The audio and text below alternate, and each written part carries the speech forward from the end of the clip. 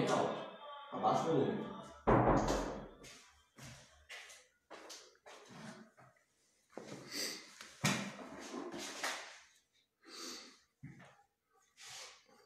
Paz, mãe.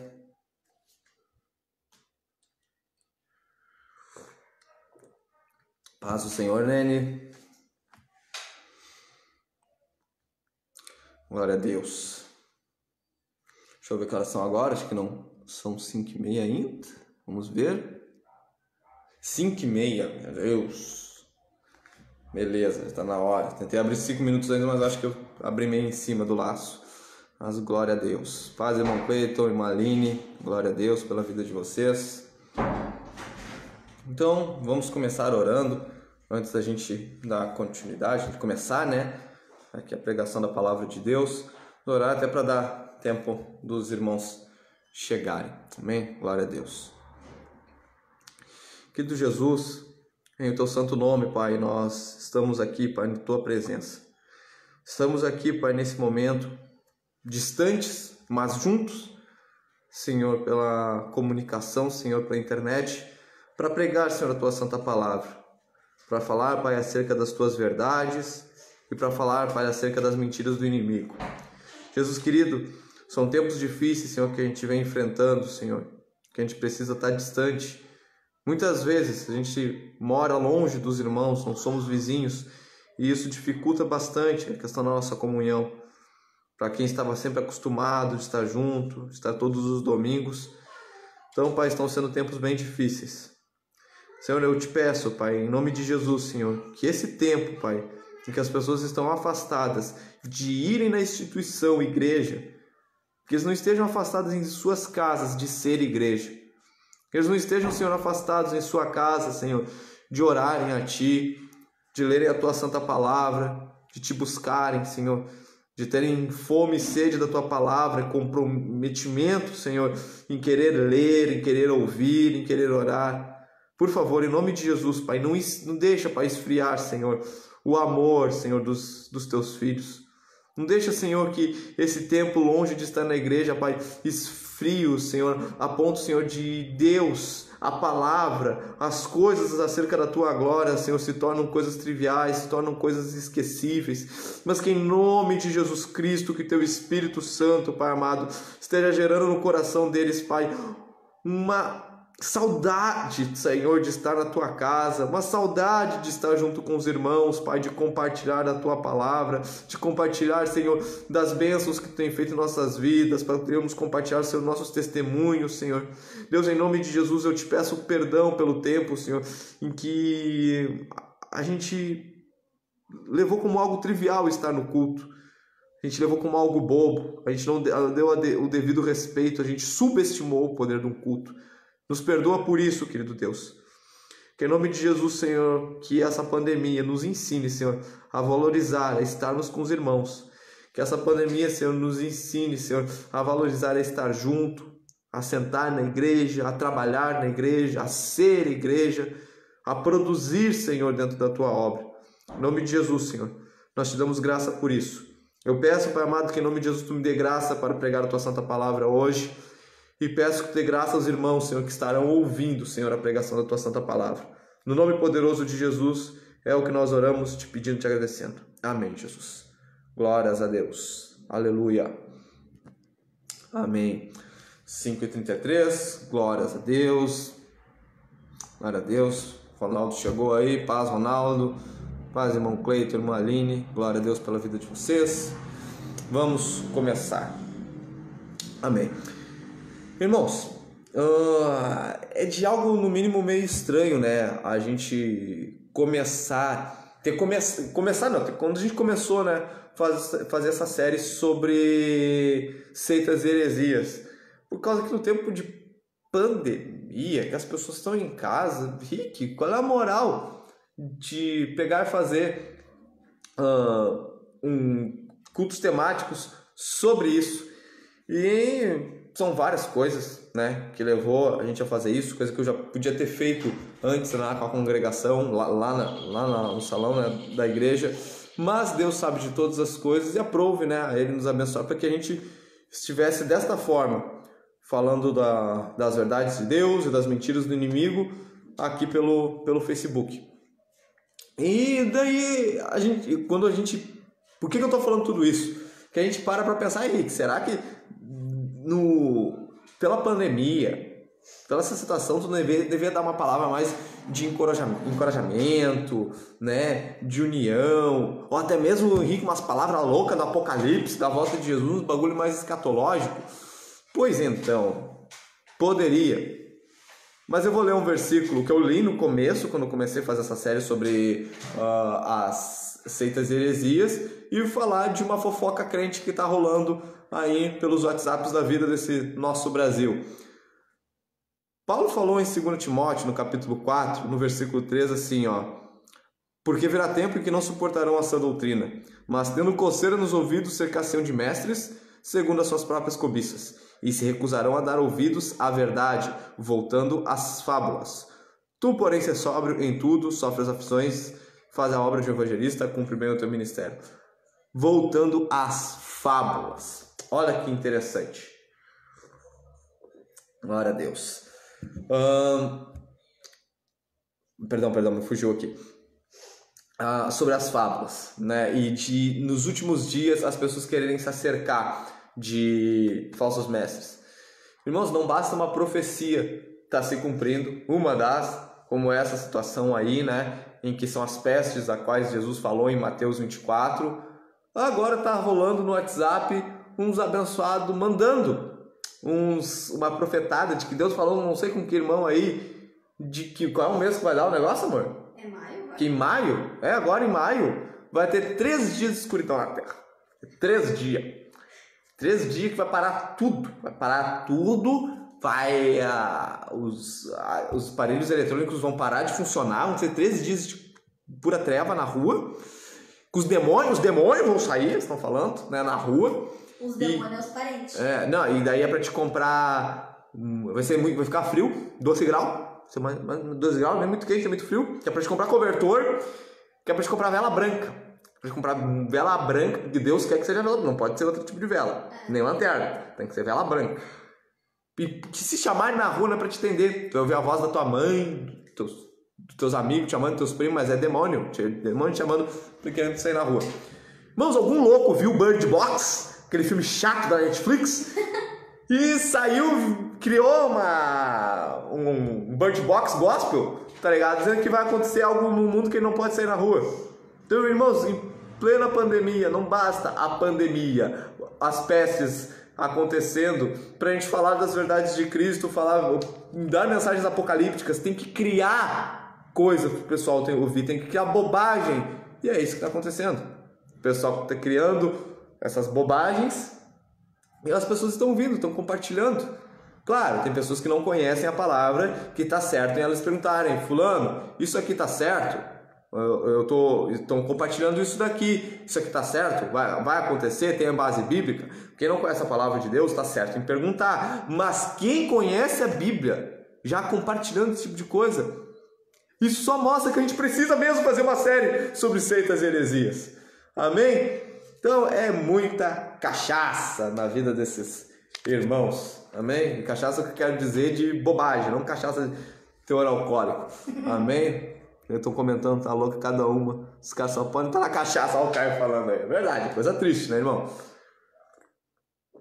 Pois então, a gente está hoje na terceira parte sobre as seitas e heresias, onde na primeira a gente falou sobre o que seriam os ventos de doutrinas, no segundo a gente falou sobre o cristianismo, porque o cristianismo é verdade, e hoje a gente vai para a nossa primeira seita.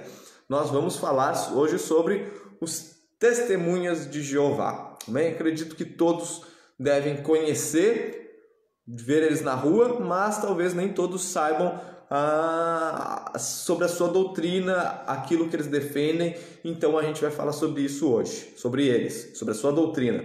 Amém? Para deixar bem claro que nós queremos expor as verdades da Bíblia, as mentiras das religiões pseudo-cristãos, e não queremos fazer ativismos contra pessoas, queremos ofender pessoas de maneira nenhuma. Nós não queremos ofender pessoas que estão inseridas nessa igreja.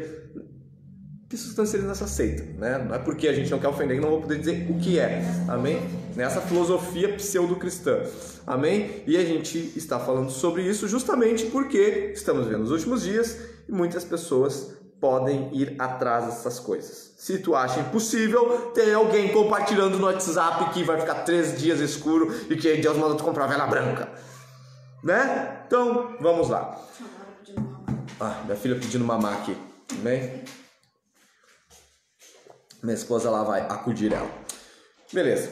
Bom, irmãos, eu acredito que todos devem conhecer, né? Pelo menos saber que existam os testemunhas de Jeová, né? Que tem aquela prática de estar em casa, principalmente no domingo de manhã, né? Eu acho, né?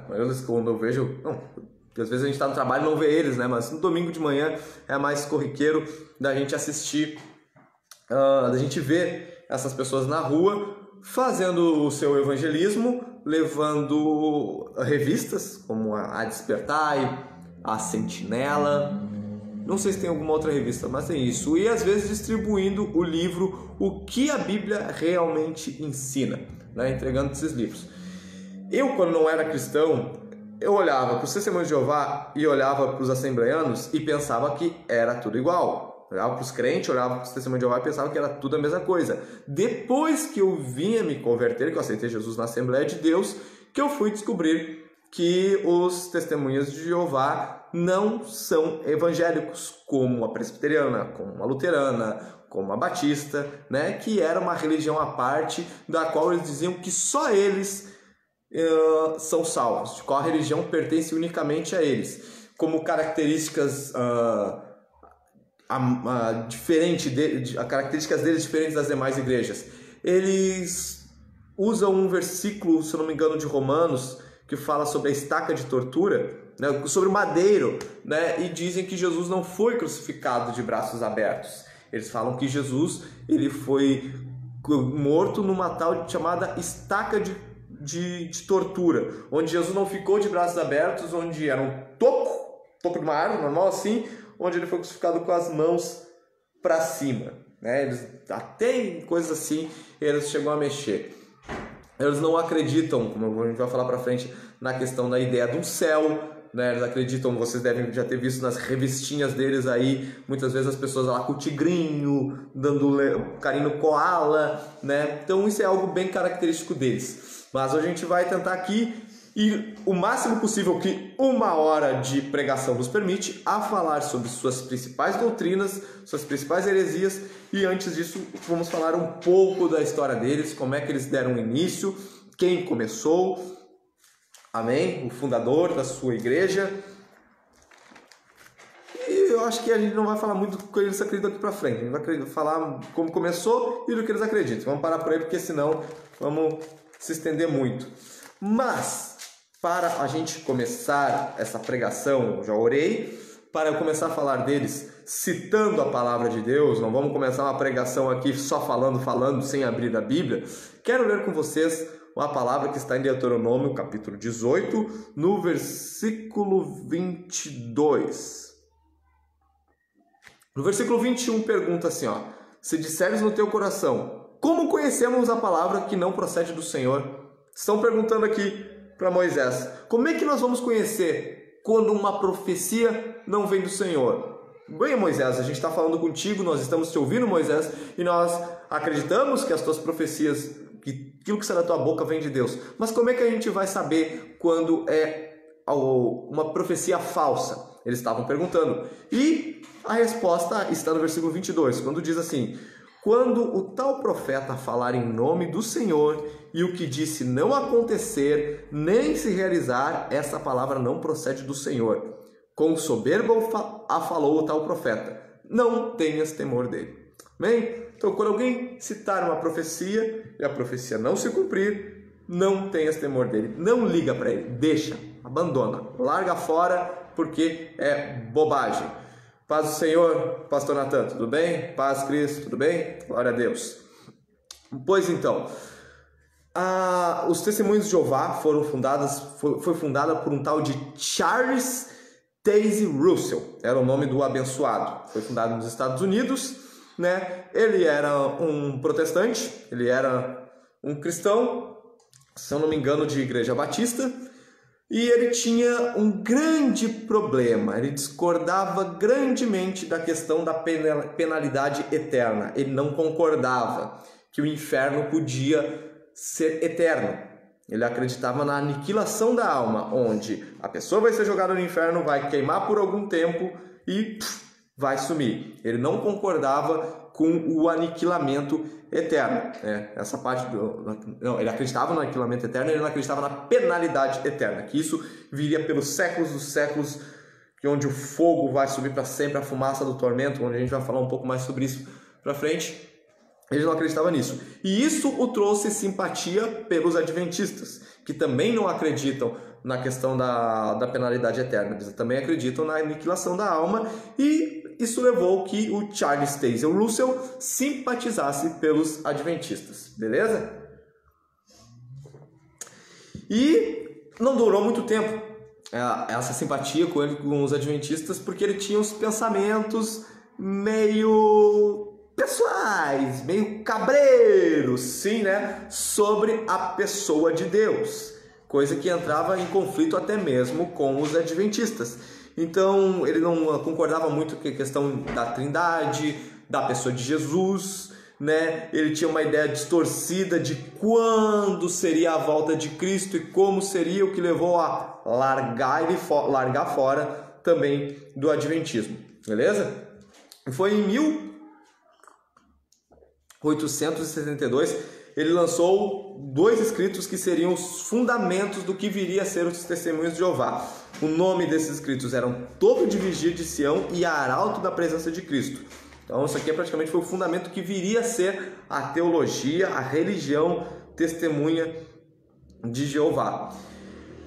Quando começou a ter um peso, seguidores atrás do Charles Taze Russell, eles começaram a declarar que a salvação não tinha como existir fora do grupo Testemunhos de Jeová. Eles eram brutalmente exclusivistas. Eles afirmavam que ler somente a Bíblia não adiantava. Ler somente a Bíblia não adiantava. Não era algo muito positivo para uma pessoa que não tivesse contato com os Testemunhos de Jeová, lesse a Bíblia por conta. Não era positivo. É algo muito ruim tu ler a Bíblia sem ter o contato com os Testemunhos de Jeová. Tinha que ter um contato juntamente com eles e devia ler o seu escrito. Para ler a Bíblia, ele falou que não adiantava ler a Bíblia sozinho e por conta. Tinha que ler a Bíblia junto com o seu escrito chamado Estudos nas Escrituras.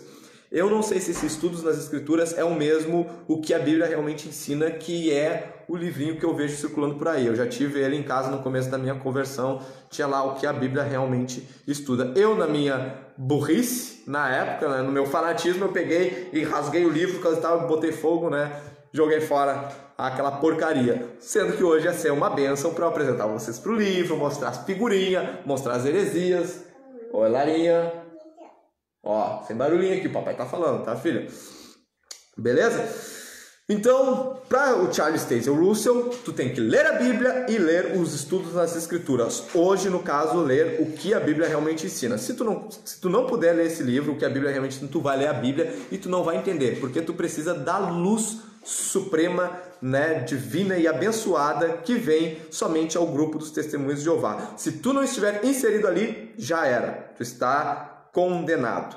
Dentro dos seus ensinos, os Testemunhos de Jeová afirmam que quem não pertence ao grupo, né, não pode receber não somente a salvação, são totalmente exclusivistas, mas também que quem não é Testemunho de Jeová é incapaz de receber a revelação bíblica ou até mesmo entender a Bíblia, que eu tinha falado antes.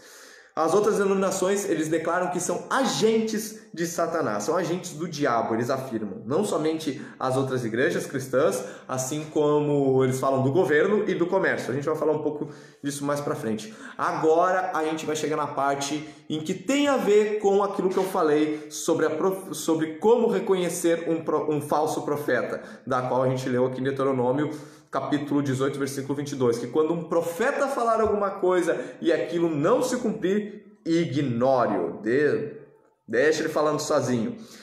Russell, fundador, o Charles Taze Russell, afirmou que Jesus voltaria em outubro de 1914. Ele deu até a data para isso. e que o reino de Deus seria estabelecido. O que aconteceu? Em 1916, Charles Taze Russell morreu e Jesus não voltou. Olha só, quero ler para vocês um negócio que fala aqui no livro sobre profecias, sobre seitas e heresias, falando um dos escritos que está nas revistas dos Testemunhos de Jeová. Deixa eu ver aqui, página 92, 4.2. Olha só, vou ler agora aqui nas palavras do Charles Taze Russell. O Armagedon e o governo de Cristo na alegoria deles. A batalha do grande dia do Deus Todo-Poderoso, o Armagedon, terminará em 1914, com a derrocada completa do governo do mundo e o pleno estabelecimento do reino de Cristo. Isso está, em Estudo nas Escrituras, o livro que eu havia falado, volume 2, páginas 101 e 170. Então, segundo o ensino de Russell, Cristo voltou à Terra, e começou o seu governo de paz no ano de 1914. O que rolou pouco tempo depois ali? A Primeira Guerra Mundial. Não tinha como ser menos contradizente o infeliz, beleza? E daí, como a conta deu errado, minha filha tá mandando beijo pra mim aqui, ó. Na primavera de 1918, veio o Senhor, eles ainda afirmaram isso. Veio o Senhor e começou o juízo, primeiro da casa de Deus e depois das nações deste mundo. Explodiu a Primeira Guerra Mundial, Não veio o reino de paz, eu tenho que dar o migué. E qual é o migué? Que Deus começou o juízo dele, primeiro na casa de Deus e depois das nações deste mundo, pesando a mão com a Primeira Guerra Mundial. Tinha que dar um migué, e isso está escrito essas palavras estão escritas no livro Seja Deus Verdadeiro, página 284. Pois bem, o fato é que aconteceu, que ele deu essa profecia e nada se cumpriu. Daí depois, como ele viu que deu a Primeira Guerra Mundial, ele tinha que dar um migué, e o migué foi que Deus voltou, Jesus voltou, começou o seu reino, mas ele tinha pesado a mão dele, começado a sua punição. O Ronaldo tá botando alguma coisa aqui? Estourou a Primeira Grande Guerra. Errou feio, errou rude, é verdade. Pra te ver, E daí o que aconteceu? O cara morreu em 1916 e veio o seu sucessor, que se chamava Joseph Franklin Rutherford. E o que esse cara fez? Deu uma nova data, Daí esse foi o fundador da revista Despertar. Alguém já deve ter visto por aí, Ele afirmou que Russell, ele estava certo que Jesus ia voltar, que o reino de Deus iria começar na Terra, mas ele errou na conta. Vê só, Errou na conta. Quem nunca, Quem nunca? Ele errou na conta da profecia. E disse, daí o Rutherford, ele afirmou que o cumprimento da mesa se daria em 1925, que ia ressuscitar os patriarcas, Abraão, Isaac, Jacó, ia ressuscitar e coisa e tal. O cara chegou a comprar uma mansão, eu não lembro qual foi a cidade, mas ele comprou uma mansão para receber essa galera. Olha só, comprar uma mansão para receber Abraão, tô louco, vai ser de qualquer jeito? Nem pensava, fazer um troço, como diz a outra, top da balada. E o que aconteceu? 1925 aconteceu e nada do Apocalipse, nada dos patriarcas, e por aquilo que eu li, o Rutherford morreu dentro dessa mansão, da qual ele comprou para receber os patriarcas, coisa que nunca aconteceu. Que ironia. Daí, claro, eles abaixaram a bola. Não, pessoal, a gente errou. Vamos parar que esse bagulho tá feio de falar que da data para Jesus voltar, da data para Armagedon tá muito feio. Vamos parar quieto. É claro que não! Precisava ter mais uma porcaria. E daí vem o terceiro sucessor, o Nathan A. Knorr. Knorr, eu lembrei do molho de galinha. Knorr. Ele afirmou que a batalha do Armagedon se daria no outono de 1975. E ele afirmou categoricamente que não passaria desse ano. E o que aconteceu? Nada de novo. Bem, então a gente vê que não dá para dar bola para os, como é que eu posso dizer, dos fundadores, e do fundador e dos sucessores da religião Testemunhos de Jeová. Daí eu escrevi assim aqui embaixo, se estes, os Testemunhos de Jeová, são a única comunicação de Deus com os homens, porque é o que eles afirmam, se tu não está inserido ali, tu não tem como receber a revelação bíblica, a luz divina de entendimento das Escrituras, se tu não pertencer ao Testemunho de Jeová, Como pode seus líderes terem errado? Ou pior, se eles eram iluminados, como é que eles podem ter tido a cara de pau de ter tido autoridade para afirmar tais coisas? Pois diz categoricamente em Mateus 24 que Jesus falando que somente Deus, o Pai, nem o Filho, nem os anjos, né? O Filho naquela época, porque Jesus estava vazio de si mesmo, né? Não sabia a volta de Jesus. Então, se Jesus, quando estava aqui em forma terrena, ele esvaziou-se de si mesmo, de maneira que ele era Deus, ele não sabia o dia da volta dele, como é que esses abençoados poderiam dizer? E eles ainda falar que eles eram a única fonte de conhecimento, de contato com Deus. A resposta, né? Como eles puderam ter tanta cara de pau se eles não eram inspirados? Eles disseram que eram inspirados e no final não aconteceu aquilo que eles disseram. A resposta é Deuteronômio 18, 22. Quando tal profeta falar em nome do Senhor e o que disser não acontecer, nem se realizar, essa palavra não procede do Senhor. Com soberba a falou o tal profeta. Não tenhas temor dele. Sabe o que tinha que ter acontecido logo ali de cara com o Russell? Todo mundo ter abandonado. Se eles fossem tementes à palavra do Senhor, eles leriam isso daqui e falariam, esse cara falou besteira. Não vamos seguir ele mais. E os testemunhos de Jeová, teriam morrido e não teria mais uma seita aí pra gente pegar e querer confrontar e apontar onde estão os erros, e mais uma seita para querer pescar no aquário, né? Porque eles adoram querer tirar crente das igrejas. Mas diz em Timóteo, né, que nos últimos dias as pessoas se cercariam de pastores segundo as suas próprias concupiscências. Então o problema não é nem o Russell, não é nem o Rutherford ou o Knorr ali. O problema são as pessoas que quiseram ir atrás desses ensinos e propagam até hoje. Mas para aqueles que têm o Espírito Santo, para aqueles que querem viver segundo a Escritura, é Deuteronômio 18, 22. Amém? Não os escutem. E a gente vai falar então um pouco mais sobre a doutrina deles, pra gente ver, porque a gente pode pensar, eles podem ter começado errado, né, Henrique? Por exemplo, a gente não pode desclassificar as igrejas protestantes, porque as igrejas protestantes nos Estados Unidos, lá no começo tinha igreja que era para branco e igreja que era para negro. A gente vai desclassificar a presbiteriana, a batista? De maneira nenhuma, né? Não é porque tiveram essas coisas assim, que eram situações antibíblicas e chatas acontecendo ali, né? Eram coisas com certeza totalmente desagradáveis para o Senhor, que a gente vai rotular a presbiteriana, a batista como seita, porque não, são igrejas cristãs que defendem a doutrina cristã, cada uma com talvez algum ponto de vista diferente, como a gente falou em alguns cultos antes, mas no cerne, acreditar na salvação somente em Cristo Jesus, acreditar na Trindade e tudo mais, isso está de comum acordo com estas igrejas que eu estou falando o nome, das quais tinham esse forte racismo nos Estados Unidos, no final do século XIX, começo do XX, por aí vai. Mas as testemunhas de Jeová foram mais a fundo. O problema não foi somente dizer a data de que Jesus iria voltar e não voltar. Eles acabaram fazendo a sua própria Bíblia. Essa Bíblia se chama Tradução do Novo Mundo e ela foi escrita em 1950. Por que eles escreveram essa Bíblia? Porque eles discordavam, como Charles Taze Russell, ele não concordava com o inferno, ele precisava de uma Bíblia que fosse contra isso.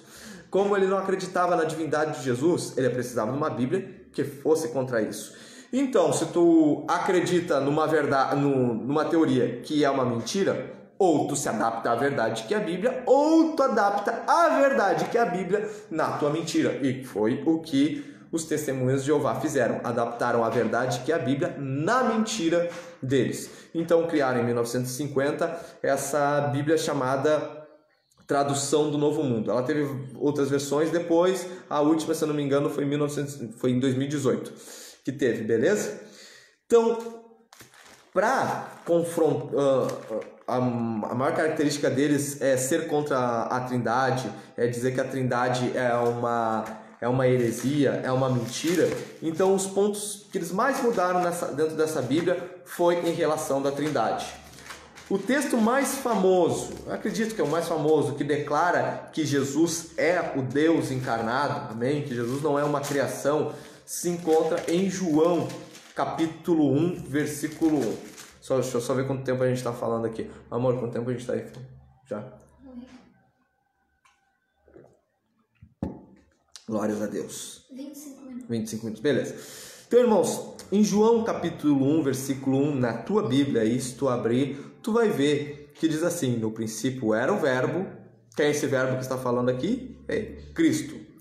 No princípio era o verbo, e o verbo estava com Deus, e o verbo era Deus. Estão dizendo categoricamente que o verbo era Deus. E ainda fala no 2 e no 3. Ele estava no princípio com Deus, e todas as coisas foram feitas por meio dele. Sem ele, nada do que foi feito se fez. Então, não somente está dizendo que Jesus era Deus encarnado, mas que todas as coisas foram feitas por Jesus antes da criação. Por isso ele estava no princípio. Amém?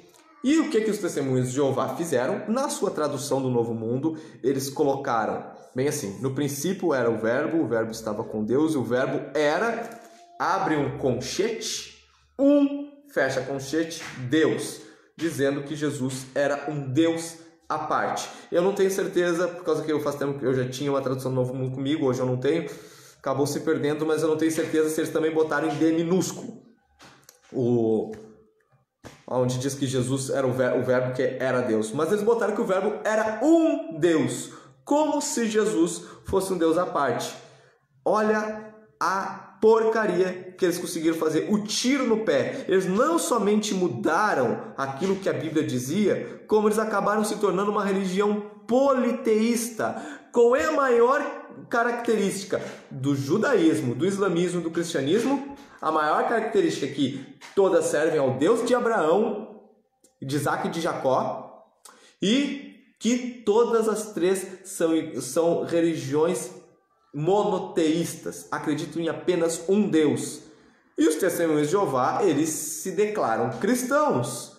Só que na própria interpretação da Bíblia deles, eles acabam se tornando politeístas, porque eles falam que Jesus era um Deus, como se fosse um Deus à parte. Então, não existe apenas um Deus, existe dois para os testemunhos de Jeová, que é Jeová e Jesus. Então, olha o tiro no pé.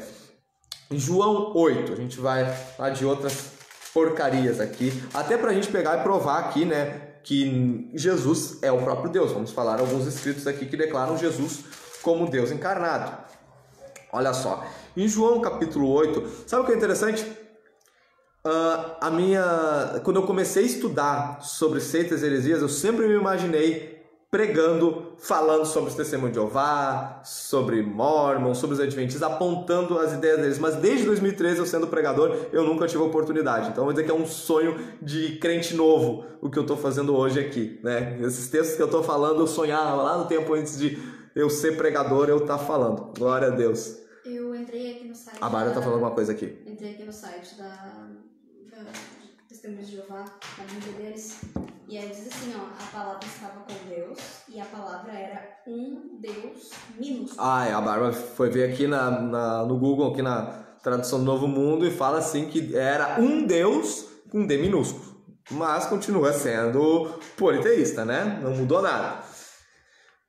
João 8, capítulo 52, diz assim, ó.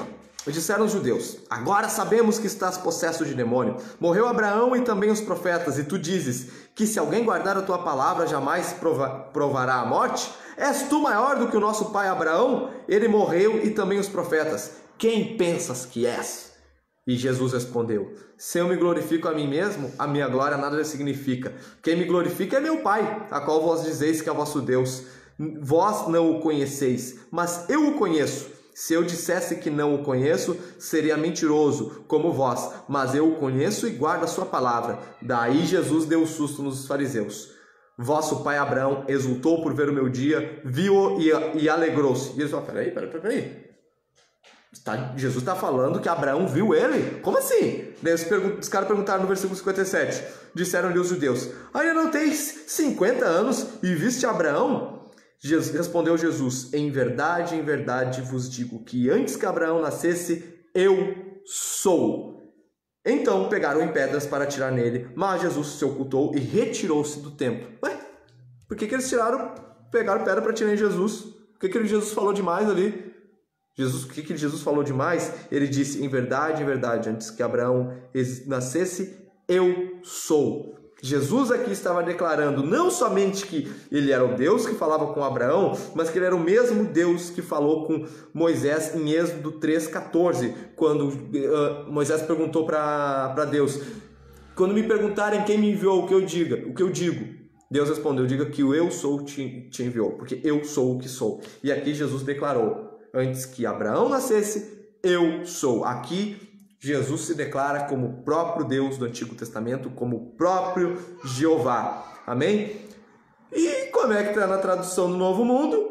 Na tradução do Novo Mundo, no versículo 24, diz, antes que Abraão nascesse, eu tenho sido. Vai pegar em pedra para atirar nele, porque ele disse eu tenho sido.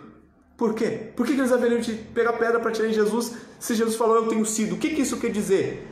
Quer dizer nada. Quer dizer que eles mudaram, tiraram o eu sou ali, porque eles entenderam que aqui Jesus estava se declarando como o verdadeiro Deus. E isso era ofensivo, é contrário à doutrina dos testemunhos de Jeová, e eles precisaram pegar esse trecho e trocar por eu tenho sido.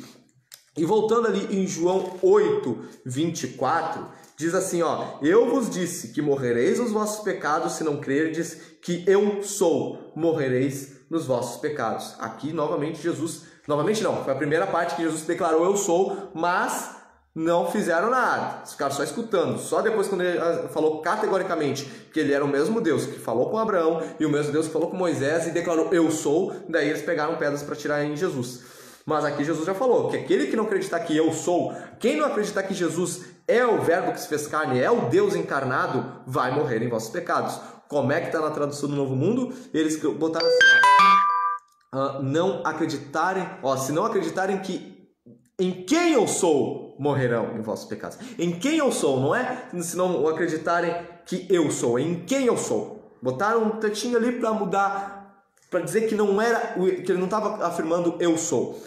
Rick, é só isso? Não, tem mais. Vamos para Colossenses capítulo 2.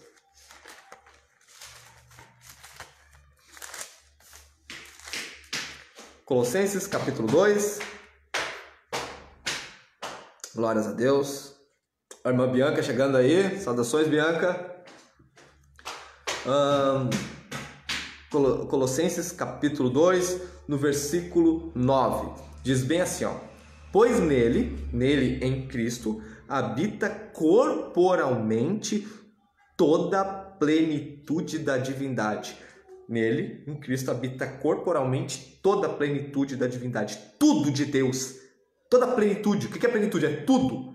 Habita em Cristo, corporalmente. Amém? Toda a plenitude divina habita corporalmente em Cristo. Amém? Mais um dos textos, dos milhares de textos, não vou mentir, né? Vários textos, não sei se são milhares, né? No Novo Testamento afirmando que Jesus é Deus encarnado, dizendo que, pois nele habita corporalmente toda a plenitude da divindade. Como é que está na tradução do Novo Mundo? Eles botaram assim, porque é nele que toda a plenitude da qualidade divina mora corporalmente. Então não é toda a plenitude da divindade mora corporalmente, é qualidade. Qualidade, irmãos, é o que Deus pede para a gente ter. Quando Deus pede para a gente andar em santidade, para a gente não mentir, para a gente se guardar antes do casamento. Isso daí são qualidades que da santidade de Deus que Deus nos dá para guardar.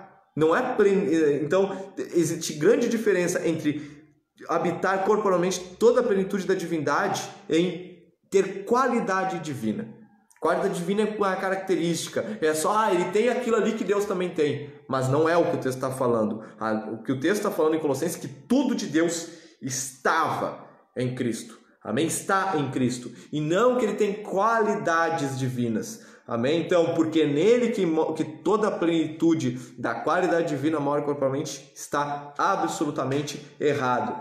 Ainda em Colossenses capítulo 1, no versículo 16. Irmãos, como a gente viu em João capítulo 1, para poder, paz do Senhor Elvis, para ir de acordo com a doutrina deles, eles não só mudaram os textos, como colocaram palavras a mais, como a gente viu em João capítulo 1, que eles botaram um conchete, o verbo era um Deus. Aí a gente vai ver aqui em Colossenses que eles botaram em conchete várias vezes uma mesma palavra. Pessoal, se vocês estão ouvindo a minha filha cantando, vocês me avisem para eu fechar a porta. Até bom fechar a porta, fecha ali, por favor. Ela abre. Ó, ela mesmo fechou agora, sem vergonha. Medo de apanhar. É, medo de apanhar. Colossenses capítulo 1, versículo 16 a 17. Diz assim, ó. Pois nele em quem? Cristo, foram criadas todas as coisas, que há nos céus e na terra, visíveis e invisíveis, sejam tronos, sejam dominações, sejam principados, sejam potestades, tudo foi criado por Ele e para Ele. Ele é antes de todas as coisas, e todas as coisas subsistem por Ele. Amém? Esteja aí com a tua Bíblia aberta em Colossenses capítulo 1, versículo 16 e 17. Beleza? Então aqui até o títulozinho aqui diz, ó, a supremacia de Cristo.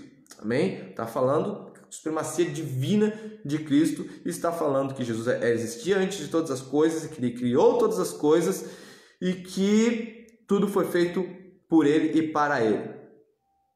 Deixa eu ver o que os irmãos estão escrevendo aqui, que o pastor Natan botou algo aqui. O pior, reverendo, é que tem versões da Bíblia que esta sofre influência do texto crítico, texto que busca de forma demasiada arrancar do texto a divindade de Jesus Cristo. Por isso sou 100% textos receptos e uso a King James, pois até a Ara já sofre fortes influências. Olha, não sabia disso. E é uma Bíblia mutilada. Nem sei se pode chamar de Bíblia. Que interessante, irmão. Mas depois me passa pelo WhatsApp aí esses negócios. Realmente eu não estava sabendo dessa. Eu ouvi falar alguma coisa assim, mas eu pensava que era coisa de pessoas que estavam policiando, coisa e tal, que era mais para chover no molhado. Mas depois me passa os detalhes disso, por favor. Amém. Vamos ler então como está na tradução do Novo Mundo, em Colossenses capítulo 1, versículo 16 e 17. Diz assim, ó. Pois por meio dele foram criadas todas as, abre conchete, outras, fecha conchete, coisas. Então, foram criadas todas as outras coisas, como tipo, Jesus criou tudo primeiro, mas as outras coisas Jesus criou depois. Jesus complementou a criação. Todas as coisas nos céus e na terra, as coisas visíveis e as coisas invisíveis, quer sejam tronos, quer domínios, quer governos, quer autoridades, todas as outras coisas, de novo, foram criadas por meio dele, para ele, como se nem tudo fosse criado por ele e para ele, como só tudo foi criado por Deus, mas as outras foram criadas por ele e para ele. Também ele já existia antes de todas as outras coisas, porque Deus livre, né? Pegar e falar que ele estava com Deus e que ele era Deus, que ele existia antes da criação. Ele existia antes das outras coisas, porque os testemunhos de Jeová falam que Jesus foi a primeira criação de Deus, que é uma heresia maldita. E por meio dele todas as outras coisas vieram a existir. Então a gente vê, não somente mudaram o texto, mas também colocaram entre conchetes outras, ou do, como a gente vai ver agora em 1 Pedro, capítulo 1. Glórias a Deus. 1 Pedro, capítulo 1, versículo 1, diz assim, ó. Deixa eu tomar um café aqui. Diz assim: Pedro, apóstolo de Jesus Cristo, aos estrangeiros da dispersão do ponto da Galácia. Perdão, eu estou lendo 1 Pedro, é 2. Agora sim, 2 Pedro, capítulo 1, versículo 1. Simão Pedro, servo e apóstolo de Jesus Cristo, aos que conosco alcançaram fé igualmente preciosa pela justiça do nosso Deus e Salvador Jesus Cristo.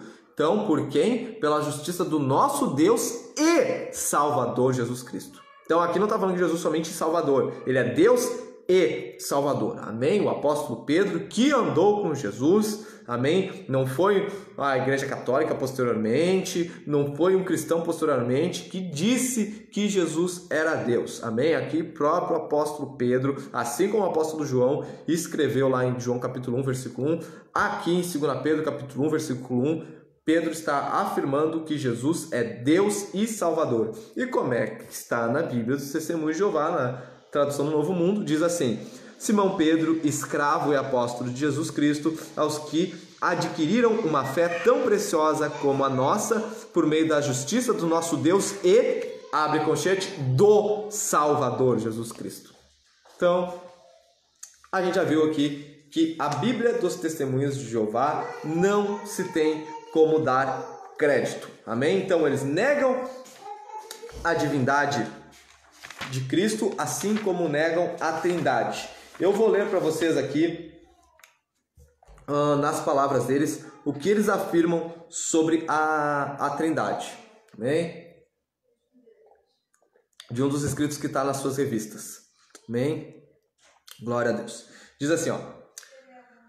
Satanás deu origem à doutrina da Trindade. Isso está em Seja Deus Verdadeiro, página 81. Eles falaram que foi Satanás que deu origem à Trindade. Daí diz assim, ó, um contemporâneo de Teófilo, na África Setentrional, o escritor latino chamado Tertuliano, da cidade de Cartago, defronte da Itália, escreveu uma defesa de sua religião. Introduziu no seu... Ele diz em defesa da sua religião porque já está querendo afirmar que os cristãos primitivos, que a igreja dos apóstolos não acreditavam na Trindade. Ele está dizendo a defesa da sua religião, que isso não tem nada a ver com os apóstolos, é o que ele quer dar a entender. Em defesa da sua religião, praticamente estão acusando os outros que eles mesmos fazem, né? Introduziu nos seus escritos a palavra trinitas, que quer dizer trindade. Daquele tempo em diante, a doutrina trinitária veio a infectar cada vez mais a crença dos cristãos professos.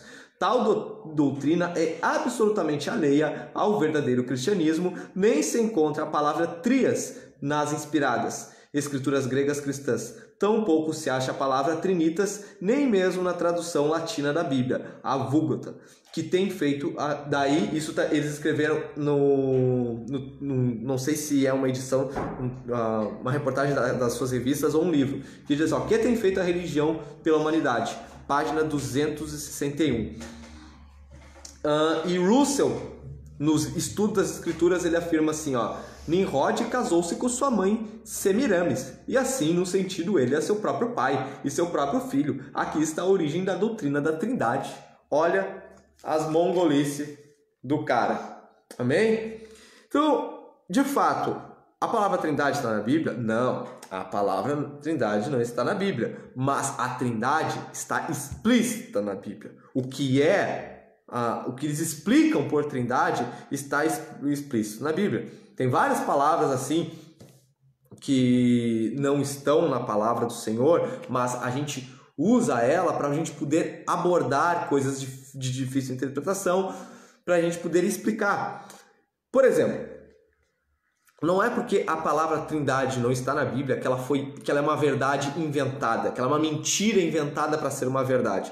Por exemplo, a lei da gravidade. Newton a inventou? Isaac Newton a inventou ou ele a descobriu? Isaac Newton descobriu, né, a questão... Fugiu o nome agora? Acabei de falar? A lei da gravidade. A lei da gravidade, perdão. Ele descobriu a lei da gravidade e escreveu sobre isso. Amém? E a questão da Trindade, os apóstolos, a igreja primitiva, poderiam não usar o nome Trindade, mas eles já declaravam como Deus o Pai, Deus o Filho, Deus o Espírito Santo, esses três sendo apenas um Deus. Eles já declaravam, isso tem escrito, está os seus escritos no Novo Testamento. Então, quando a palavra Trindade foi feita, não é que esse cara aqui, que o Tertuliano, deixa eu ver se esse é o nome, Tertuliano, ele inventou, ele apenas descreveu, ele deu nome para algo que já existia, assim como Newton deu o nome Lei da Gravidade para algo que já existia. Vamos ver um pouco, quanto tempo a gente tem, amor?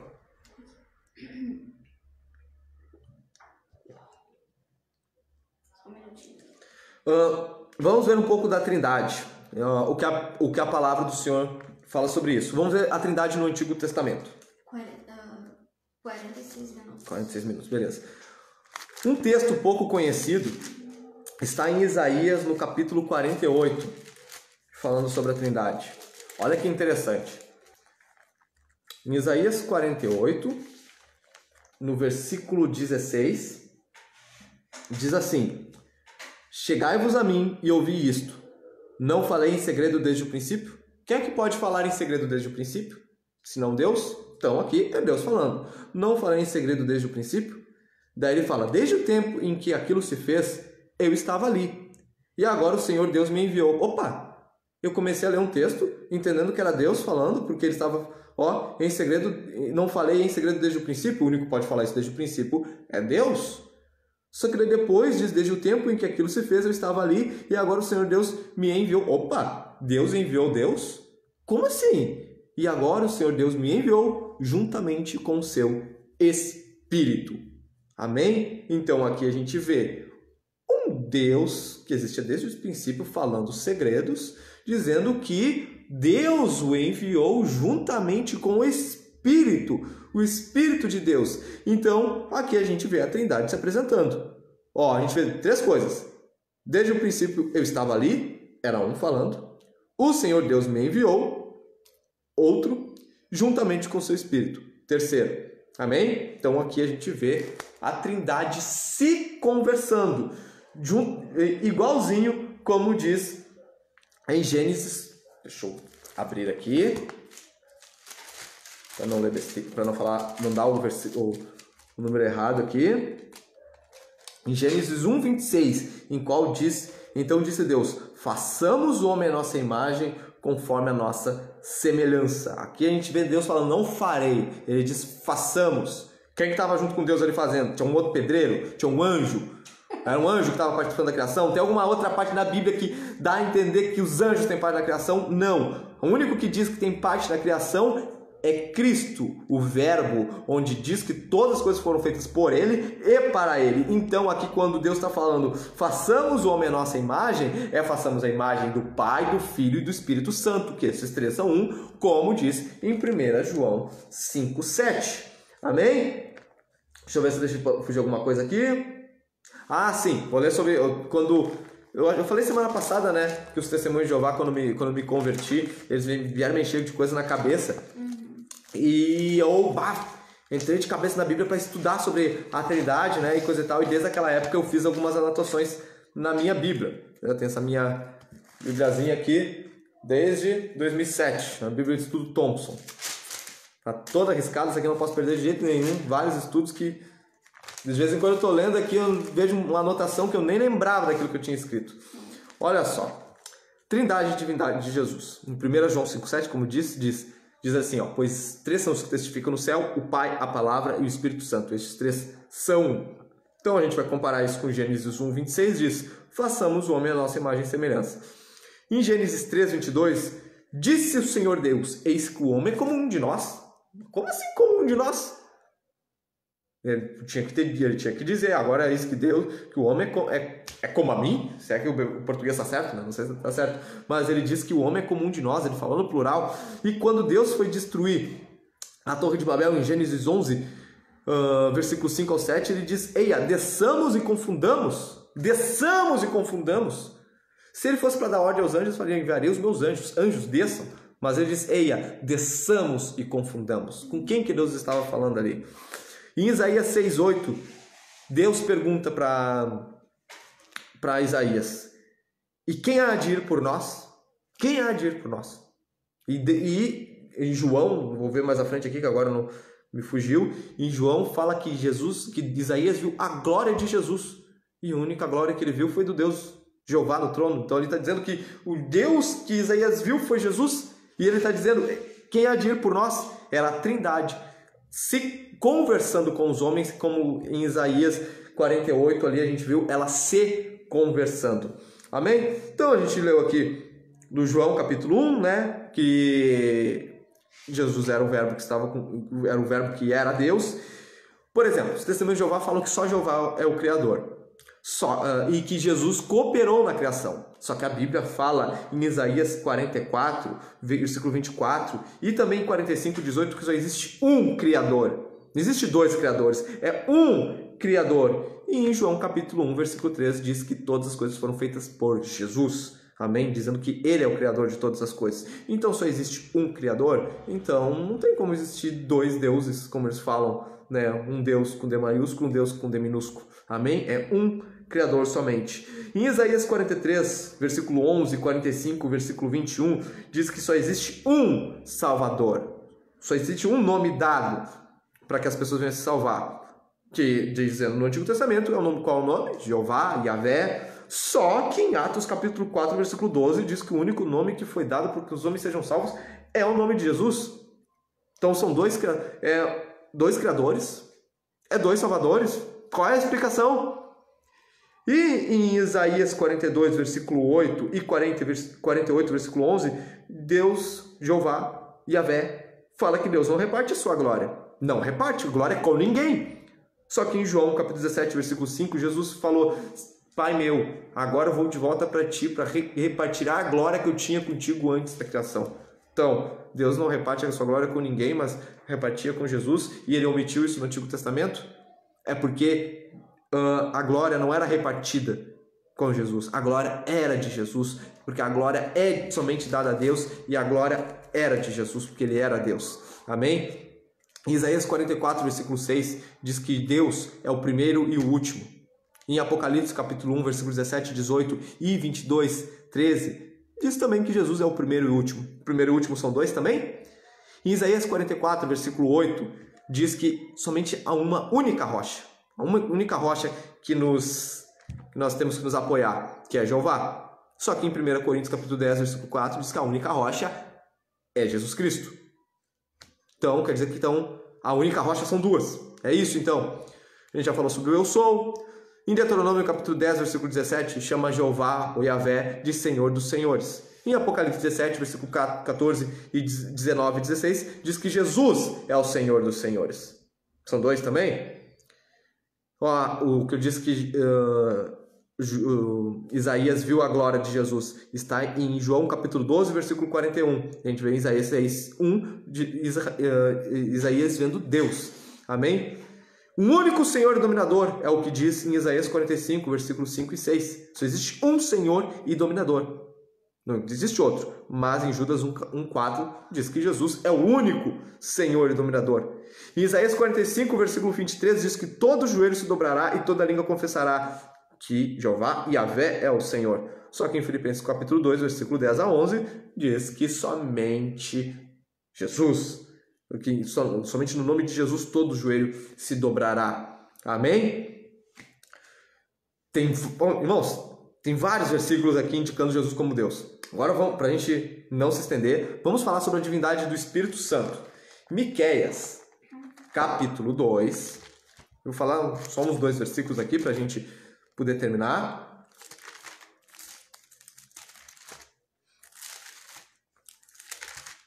Miqueias, capítulo 2, no versículo 7, diz assim, ó: Acaso dir-se-á, ó casa de Jacó, está irado o Espírito do Senhor?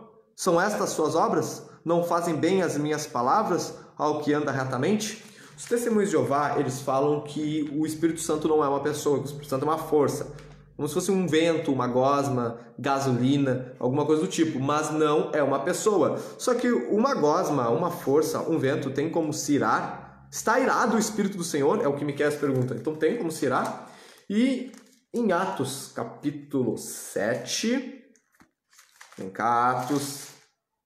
capítulo 7, no capítulo 5, capítulo 5, no versículo 1 diz: Ora, certo homem chamado Ananias, com Safira, sua mulher, vendeu uma propriedade e reteve parte do preço, sabendo sua mulher, mas levou o resto e o depositou aos pés dos apóstolos. Disse então Pedro: Ananias, por que encheu Satanás o teu coração para que mentisses ao Espírito Santo, retendo parte do preço da propriedade? Como é que eu vou mentir ao quem não é uma pessoa? Eu minto a uma pessoa. Eu não posso mentir nem para um cachorro, porque o cachorro não é uma pessoa, é uma criatura. Eu não posso dizer para o cachorro: eu vou trazer ração para ti quando eu voltar do mercado.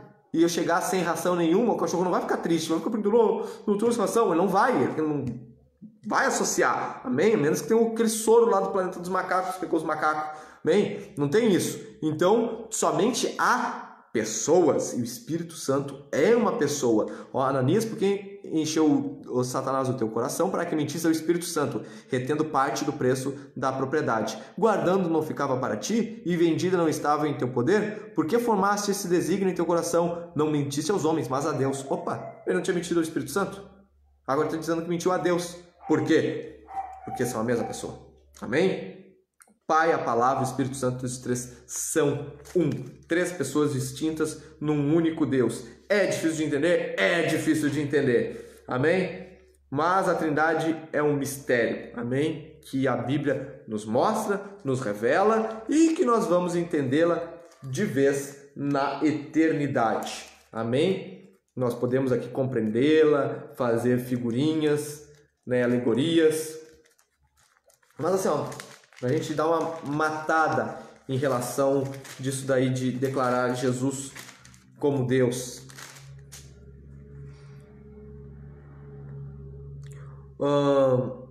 Em Apocalipse 5, no versículo 5, diz assim, ó: todavia um dos anciãos me disse: não chores, olha, o leão da tribo de Judá, a raiz de Davi, venceu para abrir o livro e os seus 7 selos. João estava chorando porque ninguém se achou digno de abrir os 7 selos, né? Então vi no meio do trono e dos 4 seres viventes, no meio do trono e dos 4 seres viventes e entre os anciãos em pé, um cordeiro como havendo sido morto. Esse cordeiro, todo mundo sabe que é Jesus, eu não preciso especificar muito para dizer que o cordeiro que foi morto era Jesus. E ele estava onde? No meio do trono, estava no trono. Como é que alguma outra pessoa que não é Deus vai sentar no trono de Deus? É porque Jesus é Deus, não se tem o que dizer, amém? O que passar disso é do diabo, e como diz em João capítulo 8, quem negardes que eu sou, morrerá em vossos pecados, amém? Deixa eu, no livrinho aqui sobre seitas e heresias, dar uma descrição na página 83, deixa eu pegar aqui, sobre o Pai, o Filho e o Espírito, características sobre estes. Tanto um quanto o outro são chamados de onipresente, onipotente, onisciente, criador, eterno, santo, santificador, fonte da vida eterna, mestre, capacidade de ressuscitar os mortos, inspirador dos profetas, salvador, supridor de ministros da igreja, ministros à igreja. Então, até quem ficar com dúvida disso daí, escreve nos comentários, eu posso depois colocar, né, mostrando aqui os versículos, onde aponta os 3 como sendo dessa forma. Amém? Vamos tentar fechar aqui agora. A gente já falou exaustivamente sobre a Trindade, né, sobre a divindade de Jesus. Vamos partir para as outras heresias. Qual é a outra heresia que eles falam? Sobre o inferno. Quer ver qual é a posição deles sobre o inferno? Deixa eu ver aqui. Ó, o que eles falam sobre o inferno? A doutrina do inferno ardente, onde os iníquos depois da morte são torturados para sempre, não pode ser verdadeira, principalmente por 4 razões. Primeira, porque está inteiramente fora das Escrituras. Segunda, porque é irracional. Terceira, porque é contrário ao amor de Deus. Quarta, porque é repugnante à justiça. Isso eles escreveram em Seja Deus Verdadeiro, página 79. Então vamos lá para a Bíblia, né? Mostrar onde que diz que o inferno não tem esse negócio de aniquilação da alma, onde o inferno é algo perpétuo. Amém? Mateus capítulo 25. Amor, quanto tempo a gente tem? 1 hora e 2. 1 hora e 2. Vou tentar terminar em 10 minutos. Amém? Mateus 25, versículo 41. Então dirá também aos que estiverem à sua esquerda: apartai-vos de mim, malditos, para o fogo eterno, preparado para o diabo e seus anjos. Então, é um fogo eterno. Não é um fogo que vai queimar um pouquinho durante algum tempo e vai apagar. É eterno, e ele não foi preparado para os homens, foi preparado para o diabo e os seus anjos. Daí, no versículo 46 diz: irão esses para o castigo eterno, mas os justos para a vida eterna. Ó, castigo eterno é só para quem é castigado eternamente. Não tem. Se a Bíblia está falando que o castigo é eterno, o castigo não é por determinado tempo. Só recebe o castigo eterno quem é castigado eternamente. É a questão de lógica. Beleza? Então os condenados não vão ser largados no inferno, vão queimados no lago de chamas, não vão queimar durante algum tempo, segundo a proporção de seus pecados. A Bíblia fala que eles vão ser jogados no fogo eterno e vai ser um castigo eterno. Beleza? E só é castigado, só tem castigo eterno para quem é castigado eternamente. Beleza? Vamos para outros. Mateus capítulo 3, versículo 12. Pessoal, vou tentar dar um corridão aqui, tá bom? Mateus capítulo 3, versículo 12. Ele diz assim, ó: na mão ele tem a pá e limpará a sua eira, recolhendo trigo no seu celeiro e queimando a palha com fogo que nunca se apagará. Fogo que nunca se apagará. Ah, Henrique, tá, do castigo eterno, que só recebe o castigo eterno quem vai ser castigado eternamente, até entendi. Mas aí só diz que o fogo é eterno. Não fala que o sofrimento da pessoa é eterno. Beleza, vamos então para Marcos capítulo 9. Marcos capítulo 9. versículo 43 ao 49. Se a tua mão te escandalizar, corta. Melhor entrares na vida aleijado do que, tendo as duas mãos, ires para o inferno, para o fogo que nunca se apaga. Então o fogo nunca se apaga. Onde o seu verme não morre e o fogo nunca se apaga. O verme não morre e o fogo não apaga. Se o teu pé te escandalizar, corta. Melhor entrares na vida aleijado do que, tendo 2 pés, seres lançado no inferno, onde o seu verme não morre e o fogo nunca se apaga. Se o teu olho te escandalizar, lança-o fora. Melhor entrares no reino de Deus com um só olho do que, tendo 2 olhos, seres lançados no fogo do inferno, onde o seu verme não morre e o fogo nunca se apaga. Cada um será salgado com fogo. Então, fogo eterno e o verme não morre. O que quer dizer isso? Tu vai ficar... Imagina um verme, um bicho, sendo jogado no fogo. O verme não vai morrer, o bicho não vai morrer e o fogo não vai apagar. Isso não é eterno? Isso não é um castigo eterno? Então não existe esse negócio de aniquilação da alma. Vamos para Apocalipse para encerrar essa parte aqui sobre o inferno. Apocalipse capítulo 20. Capítulo 14 primeiro. Capítulo 14, versículo 9 ao 11. Diz assim, seguiu-os ainda um terceiro anjo, dizendo com grande voz: se alguém adorar a besta e a sua imagem, receber o sinal na sua testa ou na sua mão, também o tal beberá do vinho da ira de Deus, preparado sem mistura, forte, no cálice da sua ira, e será atormentado com fogo e enxofre diante dos santos anjos e diante do Cordeiro. A fumaça do seu tormento sobe para todo sempre. A fumaça do tormento, a constante daquele tormento é para todo sempre. Não tem repouso, nem de dia, nem de noite. Os que adoram a besta e sua imagem, aquele que receber o sinal do seu nome. Então está dizendo que a fumaça do tormento sobe para todo sempre e não tem repouso nem de dia, nem de noite. Beleza? Então não existe a aniquilação da alma. Um inferno é algo perpétuo para pecadores que pecaram contra um Deus infinito em justiça, infinito em amor, infinito em sabedoria. Beleza? Apocalipse 20, versículo 10. Diz assim: e o diabo que os enganava foi lançado no lago de fogo e enxofre, onde estão a besta e o falso profeta. De dia e de noite serão atormentados para todo o sempre. Beleza? Então, foi preparado para o diabo e seus anjos. Da mesma maneira que foi preparado para o diabo e seus anjos, os pecadores vão ser lançados lá. E a penalidade, diz lá em Mateus 25, que os bodes vão ser castigados eterno.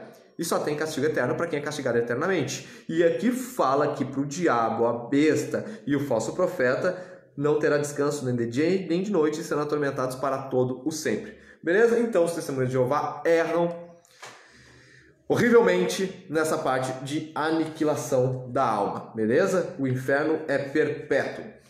Eles falam também que só 144 mil pessoas irão para o céu, baseado no capítulo de Apocalipse 7, beleza?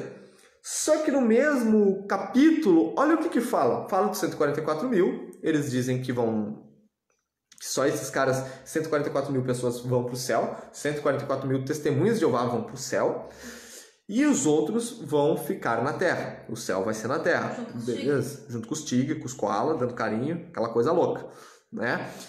Só que aqui na Bíblia fala que os 144 mil vão ser 12 de cada tribo de Israel, beleza? E uma vez um testemunho de Jeová estava me falando de um cara que ele conheceu, que era um dos selados dos 144 mil, que ele era muito especial, muito iluminado. E eu perguntei, tu conheceu ele aonde? Em Gravataí. Em Gravataí. Aonde? Em Gravataí, no Salão do Reino, onde eu vou. Ele era um dos. E eu, tá, mas não é judeu? Daí ele falou que isso não era literal. Tá, beleza. Dizer que não é literal, beleza. Sabe qual é a maior viagem? Que o número de selados que eles têm escrito já saiu, já extrapolou o número dos 144 mil. Então, eles falam que o número lá no céu vai ser literal, mas o nome vai ser literal, 144 mil, mas os que foram escolhidos não é. Quem foi ungido para ser um dos 144 mil não é literal, pode extrapolar esse número, mas que vai estar lá no céu é 144 mil. E depois vem falar que a doutrina da Trindade é dificultosa. Olha só essa doutrina do capeta deles. Beleza? Então, não tem. Olha, por exemplo, em João 14, capítulo 1, versículo 6, Jesus falou: se eu for, eu voltarei, né? E preparei morada para vós, para que aonde eu estiver, vocês estejam comigo. Jesus fala isso para os apóstolos, escrevendo para a igreja, para o mundo todo, para aqueles que viriam aceitar. Então, não vai ser 144 mil no céu e o resto tudo aqui na terra consigo e com os koala, beleza? E também em Filipenses capítulo 3, no versículo 20 e 21, diz assim, ó: mas a nossa pátria está nos céus, de onde esperamos o Salvador, o Senhor Jesus Cristo, que transformará o nosso corpo de humilhação. Porque eles falam que, por exemplo, eles falam do arrebatamento, que o arrebatamento não pode existir, porque no céu não vai ter carne nem sangue. Beleza? Também concordo. Mas a Bíblia já fala como é que vai funcionar isso. Diz que transformará o nosso corpo de humilhação para ser conforme o seu corpo glorioso, segundo o seu eficaz poder de sujeitar também-se todas as coisas. E diz no 20... mas a nossa pátria está nos céus, de onde esperamos o Salvador, o Senhor Jesus Cristo. Então, nossa pátria não é na terra com os tigres e com os koala. Nossa pátria é no céu. Beleza? Quanto tempo de temor? 1h10. 1h10. Pessoal, eu quero ler escritos sobre os 2 julgamentos que tiveram sobre eles. Sobre os fundadores do Testemunho de Jeová. Deixa eu abrir aqui.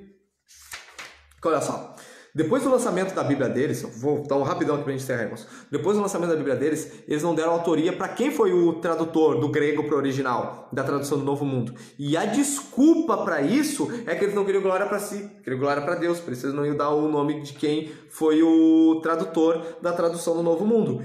E foi tanta treta disso que eles acabaram indo a julgamento por causa disso. Beleza? Deixa eu ver se deixa passar alguma coisa aqui. Não, beleza. Então, alguns foram levados a júri para dar explicação sobre isso. Um deles foi o tal de F.W. France, beleza? Eu vou ler parte do julgamento dele aqui. Só deixa eu abrir aqui a página.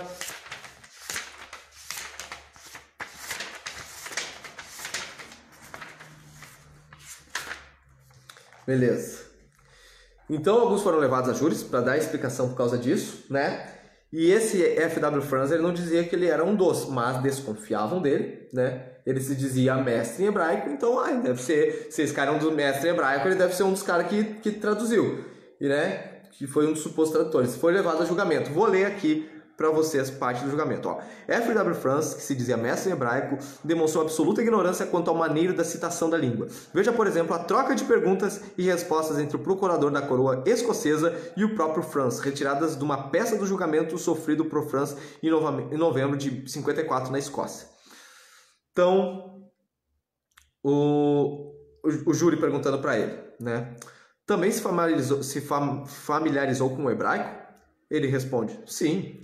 Daí perguntam, portanto, tem instrumentos linguísticos substanciais à sua disposição? Daí o Franz responde, sim, para uso do meu trabalho bíblico. Daí pergunta para ele novamente, penso que o senhor é capaz de ler e seguir a Bíblia em hebraico, grego, latim, espanhol, português, alemão e francês. E ele respondeu, sim. Prova de acusação, página número 7. O senhor mesmo lê e fala hebraico, não é verdade? Daí ele responde, eu não falo hebraico. Tipo, ele lia tudo, mas ele não falava. Daí pergunta para ele, não fala? Ele responde, não. Pode o senhor mesmo traduzir isto para o hebraico? O quê? Daí começou, o quê? Já pensou, vamos dar coisa para traduzir. Daí deram um papel para ele. Este 4º versículo do 2º capítulo de Gênesis. O senhor quer dizer aqui mesmo? É para ler aqui mesmo? Sim, Franz, sim, leia aqui. Daí ele diz, não, o senhor quer dizer aqui? Ele, sim. Não, eu não tentaria fazer isso. Prova de acusação, página 61. Daí depois deu uma outra tretinha com... Isso aqui foi em 54, mas antes com o Russell. Russell também foi levado a júri, porque um pastor tinha falado que... Um pastor batista, deixa eu ver o nome dele aqui, reverendo J.J. Ross, né? Ele falou que o cara era um picareta. E ele processou, né? O Russell era um picareta. E ele processou esse pastor. Daí eu vou ler para vocês aqui, ó. Em 1912, o reverendo J.J. Ross, na época pastoreando uma igreja batista em Hamilton, Ontário, no Canadá, foi processado por Russell, o criador do Testemunho de Jeová, o fundador, por haver publicado um panfleto que dizia alguns fatos sobre o pretenso pastor Charles T. Russell, no qual Ross garantia que Russell era ignorante no que diz respeito à língua grega, o que Russell considerou difamatório. No final do processo, o reverendo Ross foi absolvido, ficando provadas as acusações feitas contra Russell. Daí agora eu vou ler para vocês parte do julgamento. A seguinte transcrição foi retirada ou trasladada dos autos do citado processo e registra perguntas feitas pelo advogado Stoughton, advogado de Ross, a Russell. O senhor conhece o alfabeto grego? Daí o Russell responde, sim. O senhor poderia me dizer os nomes dessas letras, se as visse? Daí o Russell responde, algumas delas, talvez me enganasse com outras. Daí o advogado, poderia me dizer os nomes dessas que estão no alto da página 447 que tem em mãos? Bem, Russell responde, não sei se seria capaz. Daí o advogado, o pastor Ross, o senhor não conhece as letras? Veja se as conhece. Daí o Russell pegou e começou, daí tá aqui no livro, entre aspas, meu caminho. Daí ele foi interrompido nesse ponto e não lhe permitiram explicar. Daí perguntaram, o senhor não conhece a língua grega? E ele responde, não. Dizer o que então? Dizer o que? Nos caras que diziam que eram mestres do grego, do hebraico, que foram tão caras de pau a ponto de traduzir a Bíblia. Beleza? Então, outras bobagens que eles defendem, que eles falam sobre a proibição de transfusão de sangue, a proibição de comemoração de aniversário, dias festivos. Eles dizem que o Estado e o comércio são forças, agentes diabólicas. Não esquecem de Romanos 13, capítulo 1, versículo 7. Conclusão, irmãos, para a gente encerrar. A gente já se estendeu muito aqui hoje. Amém? Conclusão. Apocalipse, versículo 22. 22, do 18 ao 19. Diz assim, eu advirto a todo aquele que ouvir as palavras da profecia deste livro. Se alguém lhes acrescentar alguma coisa, Deus lhe acrescentará as pragas que estão escritas neste livro. Se alguém tirar quaisquer palavras do livro dessa profecia, Deus lhe tirará a sua parte da árvore da vida e da cidade santa que estão escritas neste livro. Amém? Então, por que o apóstolo João escreveu isso? Porque futuramente Deus sabe de todas as coisas, sabia que ia ter um filho do diabo, como Charles T. Russell, que ia discordar da Trindade, ia discordar da divindade de Cristo, ia discordar do inferno, a ponto de ser tão cara de pau em querer fazer a sua própria tradução da Bíblia. Amém? Então, se alguém lhes acrescentar alguma coisa, Deus lhes acrescentará as pragas. Se alguém tirar quaisquer palavras do livro dessa profecia, Deus tirará a sua parte da árvore da vida. Amém? Então, irmãos, aqui a gente já viu que a seita pseudo-cristã Testemunho de Jeová é uma religião brutalmente nociva à vida espiritual, à saúde espiritual de todo cristão. Física também, né? Física também, né? Por causa da transfusão de sangue, né? Então, irmãos, falamos isso aqui para que hoje? Para odiar o Testemunho de Jeová? Não, para ter um pouco de preparo, estude mais, para quando se deparar com eles, os evangelize. Amém? Uma vez eu fui cara de pau, os Mormons nunca me vieram me parar para evangelizar. Eu tava caminhando a pé junto com mais 2 amigos na rua, os Mormons passando, eu vou evangelizar esses caras. Parei eles e comecei a conversar com eles, tá ligado? Então, da mesma forma, irmãos, usem aquilo que vocês aprenderam, estude mais, porque, irmãos, isso aqui é só uma parte do que eles defendem, amém? Das suas heresias, então tem muito mais que a gente descobrir, amém? Então, irmãos, vamos orar. Durante a semana eu falo qual será a seita que a gente vai falar semana que vem, né? Nos nossos cultos temáticos aqui. E eu acredito que é isso. Vamos orar então? Querido amado Jesus, eu te agradeço, Senhor, por tu não ser Senhor, uma criação. Eu te agradeço, Jesus, por tu ser o Criador de todas as coisas. E tu ser um Criador tão amável, Senhor, tão amoroso, que chegou ao ponto, Senhor, de se fazer matéria, Senhor, para morrer, para carregar, Senhor, aquela pesada cruz, Senhor, para que todo aquele que cresce no teu nome, Senhor, tivesse o nome escrito no livro da vida. Obrigado, meu Jesus. Obrigado pelo teu amor, obrigado pela tua cruz, obrigado pela tua palavra. Obrigado, Senhor, pela Tua palavra ter chegado até nós de maneira clara, Senhor, não de maneira pervertida, Senhor, distorcida como a tradução do Novo Mundo ou outras traduções que estão aí. Meu muito obrigado, Jesus. Nós te damos toda a honra e toda a glória. Que nós possamos sempre entender, Senhor, por que precisamos estudar, Senhor, sobre as seitas e heresias. Pois nós não lutamos contra o sangue nem a carne, mas sim contra os principados e potestades que infestam os ares. E a partir dessas doutrinas falsas, desses ventos de heresia, Senhor, que os demônios, que os principados e potestades trabalham contra a vida, Senhor, daqueles que querem te conhecer, daqueles que querem viver uma vida de maneira santa, de uma maneira espiritual. Eu te agradeço por tudo, Jesus. Te damos toda a honra e toda a glória, Senhor. Que em nome de Jesus, aqueles que estiveram ouvindo hoje, que nunca, Senhor, que ouvirem hoje ou estão ouvindo, Senhor, mais tarde, nunca venham cair na lábia, Senhor, dessa seita pseudo-cristã. Meu muito obrigado, Jesus. Nós te damos toda a honra e toda a glória. Amém. Queridos irmãos,